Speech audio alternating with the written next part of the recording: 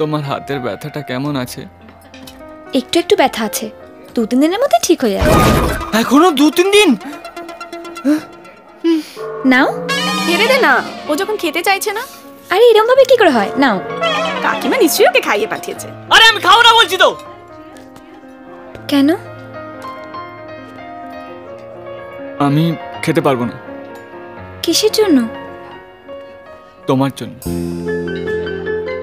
আমি উপোস করেছি যাতে তোমার ব্যথাটা তাড়াতাড়ি চলে যায়। পারি না। আজকের ব্রেকিং নিউজ, সিধু বন্ধুর হাতের ব্যথা কমানোর জন্য উপোস করেছে। যে সিধু অন্যের খাবার কেড়ে নিয়ে খেয়ে নেয়, সে সারাদিন না খেয়ে মানত করেছে। রেড না পিঙ্ক?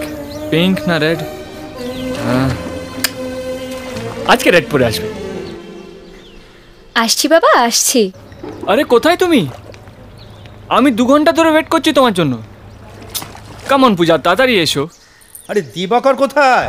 তাকেই তো দেখতে পাচ্ছি না। এই যে মধুমিতা, কোথায় তিনি? একটু বাইরে গেছে। আপনি এই সময়? একটা জমি রেজিস্ট্রি করতে আলিপুরে এসেছি। ও আচ্ছা। গ্রামে পুজো আছে, তাই ভাবলাম যে কয়েকদিনের জন্য পূজাকে নিয়ে আসি। আচ্ছা আচ্ছা। বাবা।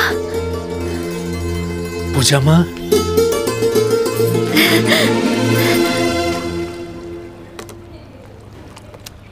কেমন আছিস মা? ভালো আছি, তুমি কেমন আছো? খুব ভালো আছি। পূজা চলে গেলে কিন্তু বাড়িটা ভীষণ ফাঁকা ফাঁকা লাগবে। কাকু, হ্যাঁ, নিন। Thank you. ওর জন্য একদম চিন্তা করবেন না। আরে না, কেন চিন্তা করতে যাব? হ্যালো সাথী, আমি সিধু। পূজা কই রে? ফোন তুলছে না কেন? ও এখানে ওর বাবা এসেছে, এখন আর কারোর দিকে খেয়াল নেই। একটু ফোনটা দিবি ওকে প্লিজ? না না, আচ্ছা খুব সিনসিয়ার। ধর। পূজা, সবাই পূজার জন্য। সিধু আয়, আমি দেখছি। পূজা যাবে গ্রামে, পূজা বলছি। কোথায় তুমি?